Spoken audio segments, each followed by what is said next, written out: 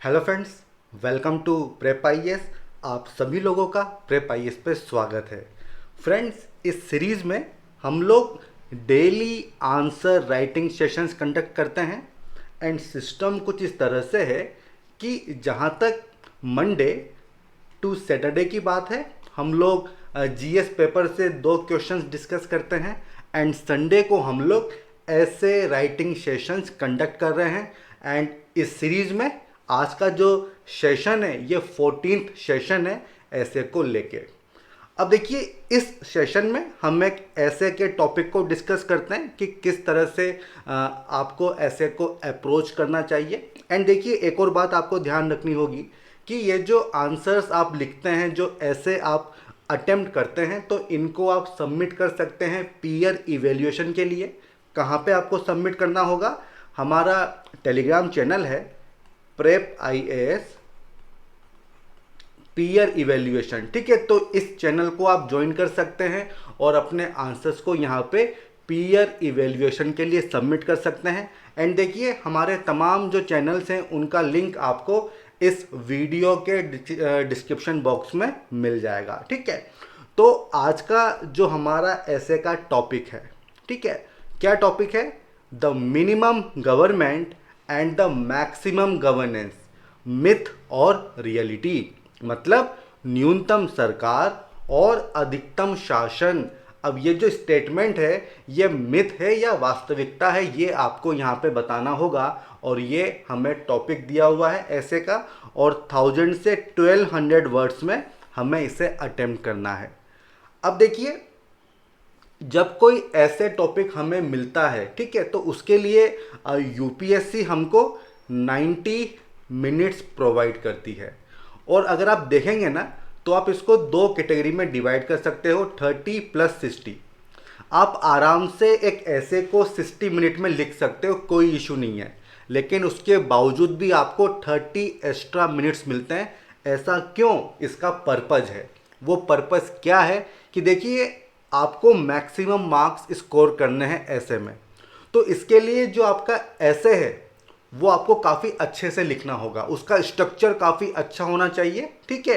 काफ़ी सारी डायमेंशंस आपको कवर करनी चाहिए, अच्छे से उसका एनालिसिस करना चाहिए, और इसके लिए आपको टाइम की ज़रूरत होती है। और ये 30 मिनट वही टाइम होता है जहाँ पे आप ब्रेन स्टॉर्मिंग करते हो, एनालिसिस करते हो, ये सोचते हो कि क्या मेरा इंट्रोडक्शन होगा, क्या मेरा कंक्लूजन होगा, क्योंकि ऐसे में इंट्रोडक्शन एंड कंक्लूजन ज़बरदस्त होना चाहिए, ठीक है। इसके अलावा क्या क्या डिफरेंट पार्ट्स होंगे जो मैं ऐसे में एड्रेस करूँगा, क्या करंट अफेयर के आइटम्स होंगे जो मैं डालूंगा। तो ये जितना भी एनालिसिस होता है, ब्रेन स्टॉर्मिंग होती है, ये इसी 30 मिनट में होती है। और इसके लिए आपको जो मेंस की जो वर्कबुक आती है ना, उसमें पीछे रफ पेजेस भी दिए होते हैं जहाँ पे आप ये एनालिसिस कर सकते हो, ठीक है। तो ये 30 मिनट्स बहुत इंपॉर्टेंट होते हैं। 30 मिनट्स में आपकी परफॉर्मेंस कैसी है, ठीक है, उसी से डिसाइड होगा कि ये 60 मिनट्स आप किस तरह से ऐसे लिखोगे और आपके कितने मार्क्स आएंगे, ठीक है। तो ब्रेन स्टॉर्मिंग एनालिसिस बहुत ज़रूरी है। अब देखिए, आते हैं इस टॉपिक के ऊपर।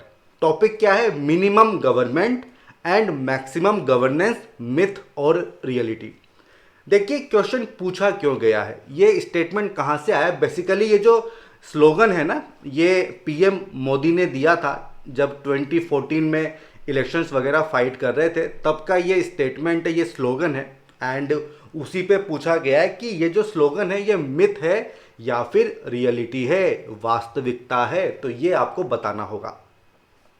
अब देखिए, इस टॉपिक को किस तरह से आप डील करोगे। देखिए, यहाँ पे क्या कीवर्ड्स यूज किए गए हैं? मिनिमम गवर्नमेंट, ठीक है, सरकार मिनिमम होनी चाहिए, न्यूनतम होनी चाहिए। दूसरा क्या है? Maximum governance. तो देखिए, सबसे पहले जो सवाल यही उठता है कि यार, मिनिमम गवर्नमेंट का मतलब क्या है। ये क्वेश्चन आपके माइंड में आएगा ना, तो ये एक डायमेंशन हो जाएगी। फिर ये भी आपके माइंड में आएगा कि यार, मैक्सिमम गवर्नेंस क्या होती है, वो भी तो आपको पता होना चाहिए, उसको आपको डिफाइन करना होगा, ठीक है। अब कहा गया है मिथ और रियलिटी। इसका मतलब क्या हुआ? कुछ चीज़ें ऐसी होंगी जो कि पॉजिटिव होंगी, जो कि इस डायरेक्शन में की गई हैं, और मिथ मतलब कुछ चीज़ें ऐसी होंगी जो अभी भी पेंडिंग हैं, अभी भी काफ़ी चैलेंजेस हैं जो हमको देखने को मिलते हैं इस गोल को अचीव करने के लिए। ठीक है, तो इस तरह से ना आप डायमेंशंस सोच सकते हो। ठीक है, और जब आप अपना दिमाग लगाओगे, थोड़ा सा एनालिसिस करोगे, तो एक डायमेंशन से दूसरी डायमेंशन आपको निकलती चली जाएगी। ठीक है, तो यही होता है ऐसे को अटेम्प्ट करने का तरीका। अब देखिए हम क्या करेंगे, सबसे पहले हम बढ़ते हैं कि स्ट्रक्चर क्या होगा इस ऐसे का। तो देखिए हर ऐसे में आपको इंट्रोडक्शन तो करना ही होगा और कंक्लूजन भी आपको करना होगा। ठीक है, जहां तक इंट्रोडक्शन की बात है तो देखिए इंट्रोडक्शन मैंने आपको ऑलरेडी बता दिया है कि ये जो स्लोगन है ये प्राइम मिनिस्टर नरेंद्र मोदी जी ने दिया था। एंड जो जब वो कैंपेनिंग कर रहे थे 2014 में तो काफ़ी कुछ इसको प्रमोट किया गया था। ठीक है, तो उसी से आप इसकी शुरुआत कर सकते हो। आप इसका मतलब बता सकते हो ब्रीफ में कि मिनिमम गवर्नमेंट एंड जो मैक्सिमम गवर्नेंस की जो बात हो रही है इसका बेसिकली मीनिंग क्या होता है ये आप बता दो। ठीक है, इसको डिटेल में हम आगे देखते हैं। अब देखिए इसके बाद ना आप ये बता दो कि मिनिमम गवर्नमेंट क्या होती है, मिनिमम गवर्नमेंट क्या होती है ये आप बता दो। अब देखिए जब आप बता रहे हो कि मिनिमम गवर्नमेंट होनी चाहिए, इसका मतलब कुछ चीज गलत हो रही है और उसका सोल्यूशन क्या है, मिनिमम गवर्नमेंट। ठीक है, तो वो चीज बताओ कि क्या चीज गलत हो रही है। ठीक है, इस मिनिमम गवर्नमेंट की जरूरत क्यों पड़ी, why we need minimum government. देखिए इन दोनों का आपस में लिंक है और अगर आप सोचोगे ना तो ये डायमेंशन निकल के आती है। मिनिमम गवर्नमेंट एक सोल्यूशन है, तो क्वेश्चन आता है कि किस चीज का सोल्यूशन है, क्यों हमें मिनिमम गवर्नमेंट चाहिए। ठीक है, क्यों इसकी बात हो रही है। पूछा गया है कि मिथ है कि रियलिटी है, इसका मतलब कुछ अच्छा काम भी हुआ ही होगा। तो मिनिमम गवर्नमेंट का जो कॉन्सेप्ट है तो इसके लिए क्या क्या इनिशिएटिव गवर्नमेंट ने लिए हैं ये बता दीजिए, तभी तो ये जो पूरा टॉपिक है मिनिमम गवर्नमेंट ये होलिस्टिक वे में कवर होगा। ठीक है, तो इसको बता दो। अब आओ दूसरे कीवर्ड के ऊपर, वो क्या है, मैक्सिमम गवर्नेंस। ठीक है, अधिकतम शासन, इसको एक्सप्लेन कर दो। और इसमें भी वही चीज होगी कि गवर्नमेंट ने कौन कौन से इनिशिएटिव लिए हैं, इसका मतलब क्या होता है। ठीक है, ये आपको बताना होगा। अब देखिए आपने ऐसे को पूरा ओपन कर दिया है। ठीक है, आपने बता दिया है कि मिनिमम गवर्नमेंट और उससे रिलेटेड डायमेंशंस क्या हैं, मैक्सिमम गवर्नेंस और उससे रिलेटेड क्या डायमेंशंस है, क्या गवर्नमेंट के इनिशिएटिव हैं। अब बता दीजिए कि ये चीज मिथ है या फिर रियलिटी है, मतलब कुछ ऐसी चीजें बताइए, चैलेंजेस बताइए, कुछ निगेटिव चीजें बताइए जहां पे ये चीज सामने होती हुई नहीं दिख रही है, तो वो सब आपको बताने होंगे। अब देखिए हमें केवल चैलेंजेस या फिर निगेटिव पॉइंट्स ही नहीं बताने होते हैं। ठीक है, आप ब्यूरोक्रेसी को ज्वाइन करने वाले हो, ठीक है, तो आपका प्रॉब्लम सॉल्विंग एटीट्यूड होना चाहिए, मतलब कुछ सॉल्यूशंस आपको देने चाहिए। ठीक है, तो यहां पर भी वही चीज आपको करनी होगी कि समाधान क्या है। ठीक है, जो चैलेंजेस हैं, ठीक है, उनको किस तरह से एड्रेस किया जाए, उनको किस तरह से रिजोल्व किया जाए, तो इसके क्या सॉल्यूशंस होंगे ये आपको रिकमेंड करना होगा एंड सबसे एंड में आपको कंक्लूड करना होगा। अब देखिए जो मैंने आपको कहा था 30 मिनट्स, ठीक है, तो देखिए 30 मिनट्स में ना आपको स्ट्रक्चर बनाना होता है। अब आप यहाँ पे देख लीजिए हर पैराग्राफ का लिंक बना हुआ है उसके प्रीवियस पैराग्राफ से भी और जो आने वाला पैराग्राफ है उसके साथ, और यही काम आपको करना होता है 30 मिनट्स में। ठीक है, इसी को बोलते हैं ब्रेनस्टॉर्मिंग, स्ट्रक्चर बनाना।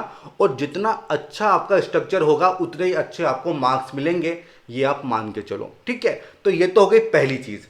अब देखिए स्ट्रक्चर बनाने के बाद कंटेंट भी तो जरूरी है ना कि भाई क्या कंटेंट होना चाहिए।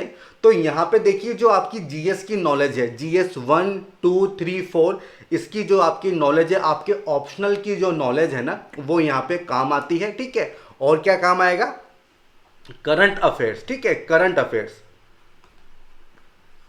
तो इनको ना आपको इंटीग्रेट करना होगा। अब हम क्या करेंगे, वन बाय वन इन सारे पार्ट्स को एक बार देख लेते हैं। देखिए इंट्रोडक्शन, देखिए इंट्रोडक्शन में आप जो हमारे प्राइम मिनिस्टर हैं नरेंद्र मोदी जी, तो उनका जो स्लोगन था, जो स्टेटमेंट था, उससे आप शुरुआत कर सकते हैं। देखिए उन्होंने क्या कहा था कि I believe government has no business to do business. ठीक है, no business to do business, मतलब सरकार के पास व्यवसाय करने के लिए कोई भी व्यवसाय नहीं है। इसको मैं आपको एक्सप्लेन करता हूं। The focus should be on minimum government but maximum governance. अब देखिए, आपने कभी देखा होगा पुराने टाइम में जब स्कूटर्स वगैरह आते थे तो वो कौन उनको बनाता था? गवर्नमेंट बनाती थी। आज की डेट में भी देख लीजिए कि एयरलाइंस हैं, गवर्नमेंट उनको चलाती हैं, होटल्स वगैरह चलाती है, बैंक्स वगैरह चलाती हैं। तो यही बात यहाँ पे कही जा रही कि गवर्नमेंट का कोई भी बिजनेस नहीं है कि वो कोई बिजनेस करे। तो मीन्स गवर्नमेंट का ऑब्जेक्टिव क्या होना चाहिए? देखिए, इंडिया की जहाँ तक बात है तो वेलफेयर, तो उसी पे फोकस करना चाहिए। वो सभी एरिया जहाँ पे गवर्नमेंट की कोई ज़रूरत नहीं है, जहाँ पे प्राइवेट सेक्टर काफ़ी अच्छे से काम कर सकता है, तो भाई गवर्नमेंट क्यों उसमें फंसे? ठीक है, प्राइवेट सेक्टर के पास एक्सपर्टीज़ है, वही अपना काम करे। ठीक है, तो इसको कहा जाता है मिनिमम गवर्नमेंट मैक्सिमम गवर्नेंस। इसको मैं और अच्छे से आपको एक्सप्लेन करूंगा। ठीक है, तो देखिए, मैंने आपको स्कूटर का एग्जाम्पल दिया था। ठीक है, आप यहाँ पे स्टील का एग्जाम्पल ले सकते हो। ठीक है, तो इनको प्राइवेट सेक्टर को दे देना चाहिए और गवर्नमेंट को फोकस करना चाहिए वेलफेयर पे कि भाई आप इलेक्ट्रिसिटी वगैरह बना लो। ठीक है, आप हेल्थ एजुकेशन पे फोकस करो, वो आपके फोकस एरिया होने चाहिए। ठीक है, तो ये बात कही गई थी प्रधानमंत्री जी के द्वारा। अब देखिए, यहाँ पे ना आपको इंट्रोडक्शन में ही थोड़ा सा ब्रीफ में एक्सप्लेन कर दो कि मिनिमम गवर्नमेंट क्या होता है। देखिए, मिनिमम गवर्नमेंट, मिनिमम, ये मिनिमम का मतलब क्या है? तो देखिए, मिनिमम का मतलब ये हो सकता है कि एक तो जो गवर्नमेंट का रोल है ना, उस रोल को आप कम कर दो। यार, क्या ज़रूरत है स्कूटर बनाने की या एरोप्लेन चलाने की? क्या ज़रूरत है? बहुत लोग हैं जिनके पास एक्सपर्टीज़ है, उनके पास एम्प्लॉयज़ हैं, वो ये काम कर सकते हैं। आप तो अपना फोकस रखो हेल्थ पे, एजुकेशन पे, ठीक है, सैनिटेशन वगैरह पे अपना फोकस रखो। तो रोल कम करने की बात आप कह सकते हो। दूसरा, साइज रिड्यूस करने की आप बात कर सकते हो। देखिए, काफ़ी कुछ एम्प्लॉई है, गवर्नमेंट एम्प्लॉई हैं, ठीक है, तो उनका जो नंबर्स हैं वो आप रिड्यूस करो। साथ ही साथ देख लीजिए, दुनिया भर की मिनिस्ट्रीज़ हैं, 50+ मिनिस्ट्रीज़ हैं। ठीक है, एंड अगर आप कंपेयर करोगे वेस्टर्न कंट्री से तो वहाँ पे काफ़ी कम मिनिस्ट्रीज़ वगैरह होती हैं। और देखिए, साइज जितनी बड़ी होगी तो कोऑर्डिनेशन का इशू होता है। कोई भी डिसीजन लेना होगा तो काफ़ी डिले होता है। जैसे कि जहाँ तक ब्यूरोक्रेसी की बात है तो ऐसा कहा जाता है कि काफ़ी लॉन्ग हायरार्की होती है, तो डिसीजन लेने में काफ़ी टाइम लग जाता है। तो ये कॉन्सेप्ट है मिनिमम गवर्नमेंट का। ठीक है, ब्रीफ में इसको समझा दो। देन मैक्सिमम गवर्नेंस मीन्स जो शासन है वो मैक्सिमम हो, मतलब जो सर्विस डिलीवरी है। देखिए, अल्टीमेटली पर्पस क्या है कि जो जो कस्टमर है उनको सर्विस मिले और सर्विस में क्वालिटी प्लस क्वांटिटी दोनों का ध्यान रखा जाए। अल्टीमेट ऑब्जेक्टिव तो यही है ना। अब ये जो क्वालिटी है, जो क्वांटिटी है, ये भले आपको कोई भी दे, चाहे गवर्नमेंट दे चाहे प्राइवेट सेक्टर दे। ठीक है, मतलब तो क्या है कि क्वालिटी अच्छी होनी चाहिए। ठीक है, तो मैक्सिमम गवर्नेंस मतलब कि ये जो सर्विस डिलीवरी है ना, इस सिस्टम को आपको इम्प्रूव करना होगा। ट्रांसपेरेंसी होनी चाहिए, रिस्पॉन्सिबिलिटी होनी चाहिए, अकाउंटेबिलिटी होनी चाहिए, क्वालिटी होनी चाहिए। तो इसको कहा जाता है मैक्सिमम गवर्नेंस। ठीक है, आई होप ये टॉपिक आप समझ गए होंगे। देखिए, मैं मैक्सिमम एक्सप्लेन यहीं पे कर दे रहा हूँ इस टॉपिक को, क्योंकि पूरा टॉपिक यही है। ठीक है, तो जितनी भी डायमेंशन हम आगे डील करेंगे ना, तो ये कॉन्सेप्ट अगर आपको समझ में आ जाएगा तो बाकी चीज़ें आप बड़ी आराम से समझ लोगे। देखिए, जब हम मैक्सिमम गवर्नेंस की बात करते हैं तो वहीं पे एक टर्म आती है स्मार्ट गवर्नेंस। ठीक है, तो ये भी अगर आप लिख दोगे ना, कैसे लिखोगे इसको? ऐसे स्मार्ट लिखो, ठीक है, और फिर इस तरह से एरो बना दो, तो ये बहुत अच्छा प्रेजेंटेशन होता है। देखिए, smart means simple, moral, accountable, responsive and transparent governance. जो मैं आपको बात कर रहा था कि सर्विस डिलीवरी हमको इम्प्रूव करनी चाहिए, तो किन डायमेंशन में हमको इम्प्रूव करनी होगी वो आपके सामने है। Simple, moral, accountable, responsive and transparent governance, इसको कहा जाएगा मैक्सिमम गवर्नेंस। अब देखिए, minimum government and maximum governance, ये दोनों जुड़े हुए हैं, दोनों में लिंक है। आप इनको आइसोलेशन में नहीं देख सकते हो। ठीक है, पता चले कि केवल मिनिमम गवर्नमेंट ही हो गई लेकिन गवर्नेंस पे कुछ फर्क नहीं पड़ रहा तो मज़ा नहीं आएगा। ठीक है, दोनों को आपको साथ लेके चलना है। अब देखिए, क्वेश्चन में क्या पूछा गया है कि ये मिथ है या रियलिटी है, तो देखिए वो चीज़ यहाँ पे आनी चाहिए। देखिए पिछले 7 सालों में काफ़ी कुछ इनिशिएटिव लिए गए हैं, ये जो कॉन्सेप्ट है इसको हासिल करने के लिए कुछ सक्सेस भी हमको मिली है, लेकिन काफ़ी कुछ चैलेंजेस भी हमको देखने को मिलते हैं। ठीक है, तो यहीं से आपको लिखना होगा कि ये जो स्टेटमेंट है इसका हमको फर्दर एनालिसिस करना होगा। ठीक है, और उसको अब आप डिस्कस करने वाले हो, तो ये हो जाएगा आपका इंट्रोडक्शन।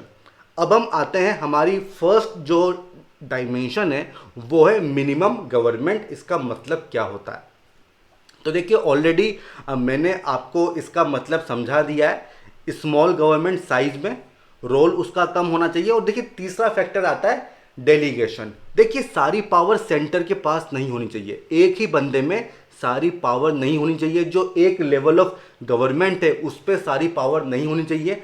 आपको पावर को डेलीगेट करना होगा, पावर को डेलीगेट करना होगा। क्यों? क्योंकि देखिए अगर किसी एक ही टीयर में सारी पावर होंगी तब तो तानाशाही आ जाएगी, ऑथोरिटेरियन गवर्नमेंट बन जाएगी, तो वो भी हमको नहीं चाहिए। ठीक है, मिनिमम गवर्नमेंट जो फंक्शंस हैं उनको डिस्ट्रीब्यूट कर दो। ठीक है, ताकि किसी एक स्ट्रक्चर में सारी पावर्स जमा न हो जाए। ठीक है, तो ये कॉन्सेप्ट होता है मिनिमम गवर्नमेंट का। और इसका ऑब्जेक्टिव क्या है? ऑब्वियस सी बात है कि कॉस्ट कटिंग करोगे। जब आप साइज कम कर रहे हो, रोल कम कर रहे हो, तो आप कॉस्ट कटिंग कर रहे हो। रोल कम कर रहे हो मतलब आपका फोकस केवल कोर एरियाज पे ही होगा। मतलब हेल्थ, एजुकेशन, सैनिटेशन की आप बात कर सकते हो, वुमेन एम्पावरमेंट की आप बात कर सकते हो, पॉवर्टी एलिवेशन की आप बात कर सकते हो। ठीक है, इंफ्रास्ट्रक्चर डेवलपमेंट की आप बात कर सकते हो। तो भाई ये सब एरिया गवर्नमेंट के एरिया है जहां पे गवर्नमेंट को अपनी रिस्पॉन्सिबिलिटी फुलफिल करनी होती है, क्योंकि इंडिया एक वेलफेयर स्टेट है। ठीक है, तो ये होते हैं कोर एरियाज। ठीक है, तो ये हो जाएगा इसका ऑब्जेक्टिव।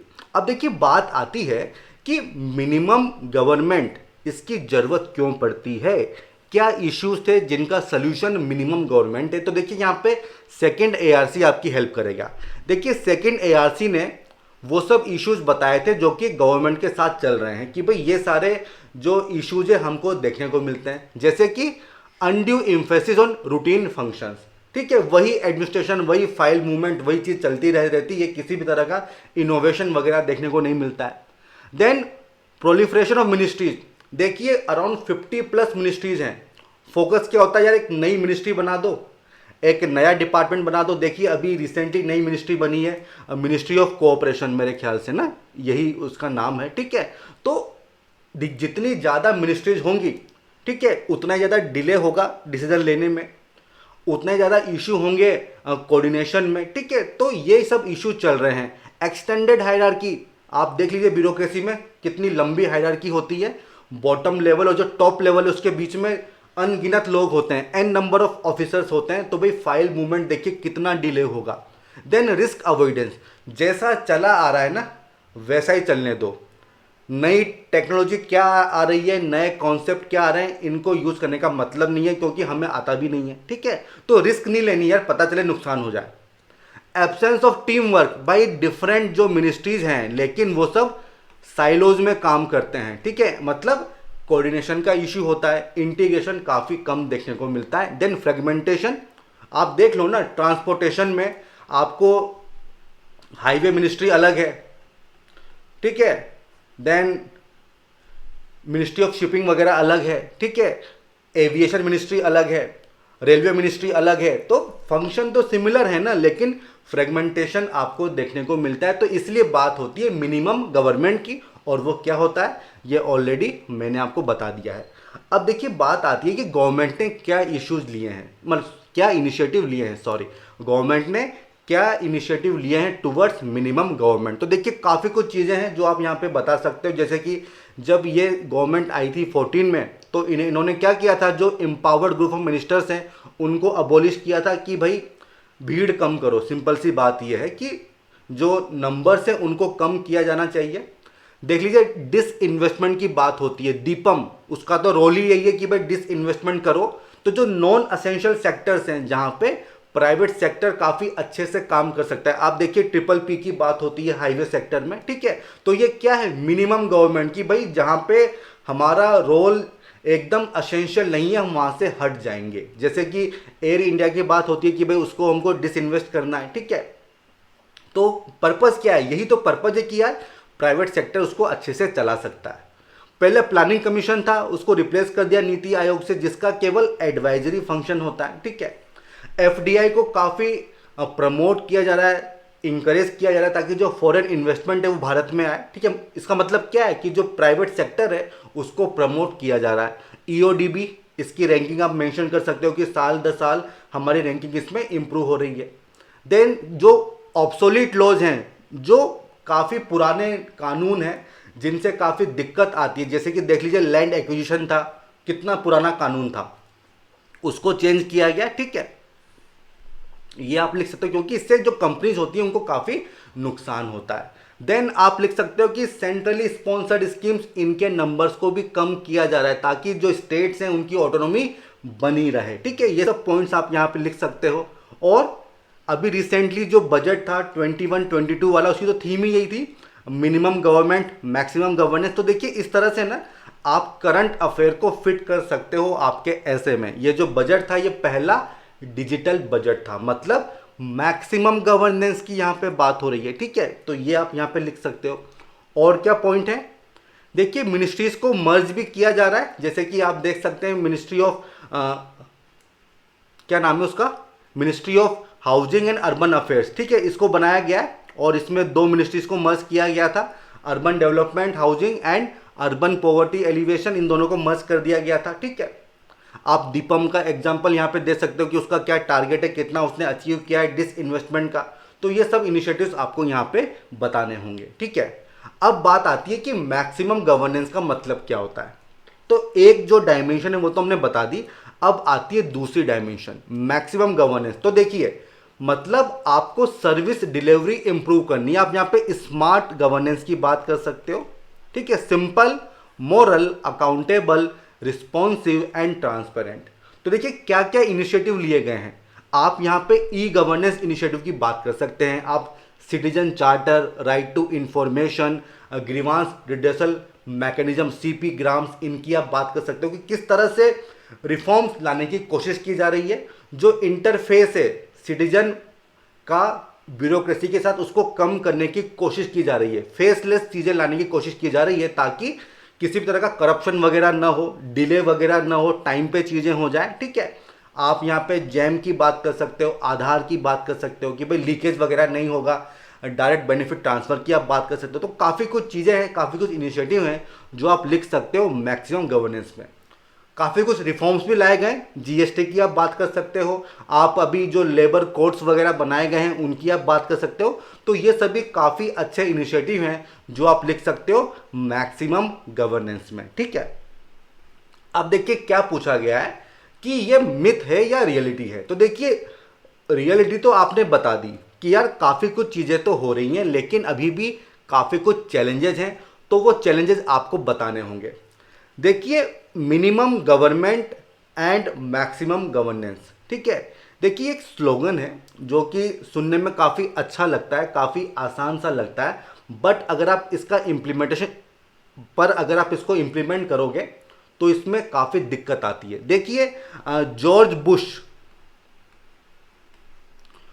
उन्होंने भी यही जो स्लोगन था ये दिया था कि भाई हम भी यूएसए में यही चीज़ करेंगे कि भाई मिनिमम गवर्नमेंट मैक्सिमम गवर्नेंस। लेकिन जो उनके 8 साल थे जिसमें वो प्रेसिडेंट रहे, तो उसमें सबसे ज़्यादा एक्सपेंडिचर हुआ था, ठीक है। 1930 से अगर आप कंपेयर करोगे यूएसए के इतिहास में, तो सबसे ज़्यादा गवर्नमेंट की स्पेंडिंग हुई थी, ठीक है। तो इसको इम्प्लीमेंट करना काफ़ी टफ होता है। और देखिए रिसेंटली काफ़ी कुछ एग्जाम्पल्स देखने को मिलते हैं जहाँ पे ऐसा लगता है कि ये मिथ है। जैसे कि अभी देख लो रिसेंटली जो कैबिनेट की साइज है उसको बढ़ाया गया है, काफ़ी नए मिनिस्टर्स को इंक्लूड किया गया है। तो भाई आप तो बताते हो कि आप तो बात करते हो कि मिनिमम गवर्नमेंट, तो भाई कैबिनेट की साइज बढ़ाई क्यों, ये तो उल्टी कम होनी चाहिए, ठीक है।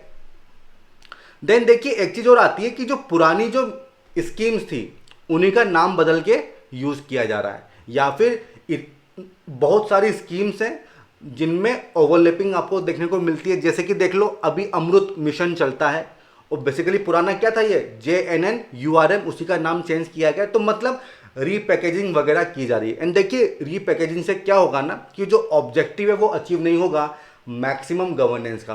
क्योंकि आपको ट्रांसपेरेंसी चाहिए, आपको अकाउंटेबिलिटी चाहिए, आपको क्वालिटी पे फोकस करना है, जबकि ये तो केवल ऊपर ऊपर से पॉलिश मारना हो जाता है। ठीक है, देखने में आ रहा है कि देखिए जो पीएमओ है, जो प्राइम मिनिस्टर ऑफिस है, उसका रोल काफ़ी ज़्यादा बढ़ गया है, सारे इंपॉर्टेंट डिसीजन वहीं से लिए जाते हैं। अभी देखिए कोविड के टाइम पे हमने देखा था कि सीबीएसई बोर्ड के जो एग्जाम्स थे इनको शायद पोस्टपोन करना था, और ये डिसीजन भी जो हमारे प्राइम मिनिस्टर हैं उन्होंने अनाउंस किया था, जबकि ये काम जो एजुकेशन मिनिस्टर हैं वो कर सकते थे। ठीक है, तो जो सेंट्रलाइजेशन टेंडेंसी वो काफ़ी बड़ी है। ठीक है, प्राइम मिनिस्टर ऑफिस का रोल काफ़ी ज़्यादा बड़ा है। आप देख लीजिए अभी कोविड के टाइम पे कितनी डेथ हुई हैं, ऑक्सीजन की कमी से कितनी डेथ वगैरह हुई हैं, जो माइग्रेशन हुआ है उसका क्या नंबर है, इसका कोई डाटा नहीं है। ठीक है, तो ट्रांसपेरेंसी काफ़ी कम है। ठीक है, रिस्पॉन्सिवनेस नहीं रही है। तो ये सब चीज़ें आप यहाँ पे लिख सकते हो कि भाई किस बात का गवर्नेंस की हम बात कर रहे हैं। ठीक है, हमारे पास नंबर्स ही नहीं है। आप देख लीजिए अनएम्प्लॉयमेंट का डाटा, सबसे ज़्यादा अनएम्प्लॉयमेंट हम लोग फेस कर रहे हैं। तो भाई अगर मिनिमम गवर्नमेंट है तो मैक्सिमम गवर्नेंस भी तो होनी चाहिए, और उसका फ़ायदा हमको नंबर्स में दिखना चाहिए। इन्फ्लेशन कम होनी चाहिए, अनएम्प्लॉयमेंट कम होना चाहिए, जीडीपी हमारी बढ़नी चाहिए, लेकिन दिखता क्या है, सब उल्टा हमको दिखता है। जो हमारी बोरोइंग है वो कम होनी चाहिए, जबकि बोरोइंग बढ़ी हुई दिखाई देती है।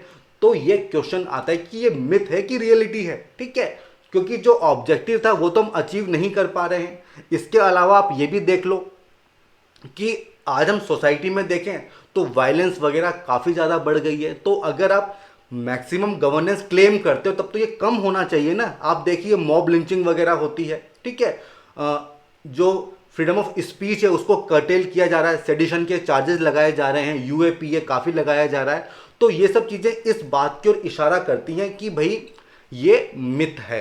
इसके अलावा देखिए और भी कुछ डाटा हैं जो आप यहाँ पे कोट कर सकते हो कि अगर पर कैपिटा बेसिस पे देखें तो जहाँ तक यूएसए की बात है तो 1 लाख की पॉपुलेशन पे अराउंड 670 एम्प्लॉयज़ वहाँ पे देखने को मिलते हैं, जबकि इंडिया में ये कितना है 139। तो वैसे ही भाई काफ़ी कम लोग हैं, तो और कितना कम करोगे, सिंपल सी बात यह है। ठीक है, सिंपल सी बात यह है। इसके अलावा देखिए 34% of all workers are on Sweden government's payroll, जबकि इंडिया में केवल 4% है। ठीक है, तो ये चीज़ें कॉन्ट्राडिक्ट कर रही हैं एक दूसरे को। ठीक है, तो ये डाटा आप बता सकते हो। और क्या बता सकते हो, नंबर ऑफ मिनिस्ट्रीज 2018 में 53 मिनिस्ट्रीज हैं थी हमारे यहाँ पे, आज भी कुछ इतनी ही हैं। जबकि अगर आप कंपेयर करो साउथ अफ्रीका कनाडा से तो वहाँ 34 हैं, और देख लो जर्मनी केवल 13 ही है, फ्रांस में 16 है, और ये सब डेवलप्ड नेशन की कैटेगरी में आते हैं। ठीक है, और हमारे यहाँ 53 है। तो देखो इसमें होगा क्या ना, इसमें होता ये कि कोऑर्डिनेशन नहीं हो पाता, है, डिले होता है। ठीक है, काफ़ी कुछ स्कीम्स जो है आपको निकालनी पड़ती है। ठीक है, ये सब बहुत सारे इश्यूज इसमें देखने को अब मिलते हैं। ठीक है, अब देखो एक एग्जाम्पल है, एक अपने यहाँ रेलवे मिनिस्ट्री है और एक अपने यहाँ स्टील मिनिस्ट्री है, और दोनों ही गवर्नमेंट की आर्म्स हैं। ठीक है, तो अगर रेलवे मिनिस्ट्री को स्टील परचेज करना है तो ऑब्वियस सी बात है कि वो प्रीफर करेगी किसको, स्टील मिनिस्ट्री को, क्योंकि वो भी गवर्नमेंट की आर्म है, भले ही वो कॉस्टली हो तब भी लेना पड़ेगा। ठीक है, तो इस तरह से काफ़ी इश्यूज हमको यहाँ पे देखने को मिलते हैं। और आप क्या बता सकते हो, आधार कार्ड, देखिए आधार में क्या एलिगेशन थी कि इससे जो प्राइवेसी है उसका हनन हो रहा है। ठीक है, देन आप आरटीआई एक्ट की बात कर सकते हो कि किस तरह से उसमें अमेंडमेंट किया गया है, और जो सीआईसी हैं उनकी पावर्स को और जो टर्म्स कंडीशन है उनको कम किया गया है। ठीक है, तो आरटीआई बात करता है ट्रांसपेरेंसी की, तो आप उसको कम करना चाह रहे हो। ठीक है, तो ये मिथ ही तो है कि रियलिटी है, आप बताइए। और क्या लिख सकते हो, ऑटोनॉमी फॉर इंस्टीट्यूशन, देख लीजिए भले सीबीआई हो गया, ठीक है, सीएजी हो गया, काफ़ी कुछ एलिगेशंस हैं कि जो इनकी जो पावर्स हैं, ठीक है, उनको कर्टेल किया जा रहा है, इनकी जो ऑटोनॉमी है उनको कर्टेल किया जा रहा है। ठीक है, तो इस तरह से आप बता सकते हो कि भाई क्या क्या इश्यूज आपको देखने को मिलते हैं। अब भाई इश्यूज आपने बता दिए, तो अब ना आपको बताने होंगे सॉल्यूशंस। देखिए इशू में आप एक और चीज़ लिख सकते हो, जैसे सेंसर बोर्ड है तो वो किस तरह से फ्रीडम ऑफ स्पीच को कर्टेल कर रहा है। जैसे कि उड़ता पंजाब मूवी आई थी, ठीक है, उड़ता पंजाब जिसमें पंजाब में जो ड्रग माफिया चलता है उसको पूरा दिखाया गया था। तो काफ़ी कुछ सीन्स उसमें कट किए गए थे, ठीक है। तो ये सब चीज़ें आप यहाँ पे बता सकते हो, सब काफ़ी अच्छे अच्छे एग्जाम्पल्स हैं, ठीक है। क्या सोल्यूशन होंगे? देखिए सोल्यूशन ये है कि ये बात सही है कि प्राइवेट सेक्टर का अपना रोल है, लेकिन ये कहना कि गवर्नमेंट का कोई भी रोल नहीं है, उसको विड्रॉ हो जाना चाहिए पूरे एरिया से, तो ये चीज़ भी सही नहीं है, क्योंकि इंडिया एक वेलफेयर स्टेट है।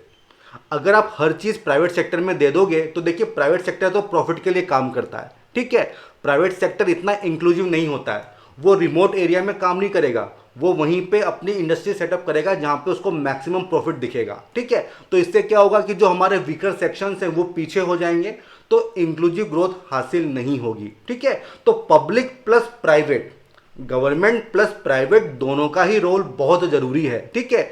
आइदर और अप्रोच नहीं चलेगी, दोनों का ही रोल बहुत इंपॉर्टेंट है। जहां तक गवर्नमेंट की बात है, गवर्नमेंट को इनेबलर की तरह एक्ट करना होगा, फैसिलिटेटर की तरह उसको एक्ट करना होगा, मतलब सपोर्ट करो प्राइवेट सेक्टर को। अगर उनको डॉक्यूमेंटेशन में काफ़ी टाइम लग रहा है, क्लियरेंसेज में काफ़ी टाइम लग रहा है, तो उस टाइम को कम करना गवर्नमेंट की जिम्मेदारी है, ठीक है। ये हो गया। इसके अलावा देखिए जो हमारा थर्ड टीयर है उसको हमको स्ट्रेंथन करना होगा। जो पावर्स हैं, जो बजट्स हैं, वो उनको मिलना चाहिए, ठीक है।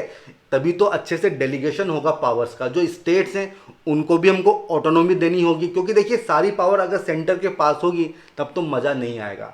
एंड जो सिटीजन्स हैं उनको एम्पावर हमको करना होगा, जो उनके ग्रीवांसेज हैं उनको एड्रेस करना होगा, ताकि वो पार्टिसिपेट करें गवर्नेंस में। वही तो बताएंगे कि इशू क्या है, जो प्रोडक्ट उनको मिल रहा है क्या वो सही मिल रहा है, उसकी क्वालिटी क्या सही है, ये वही लोग तो बताएंगे। तो उनका पार्टिसिपेशन बहुत ज़रूरी है।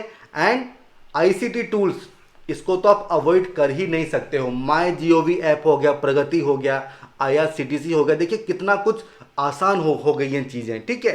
तो ट्रांसपेरेंसी, अकाउंटेबिलिटी को इंश्योर करने के लिए आईसीटी टूल्स बहुत ज़रूरी हैं।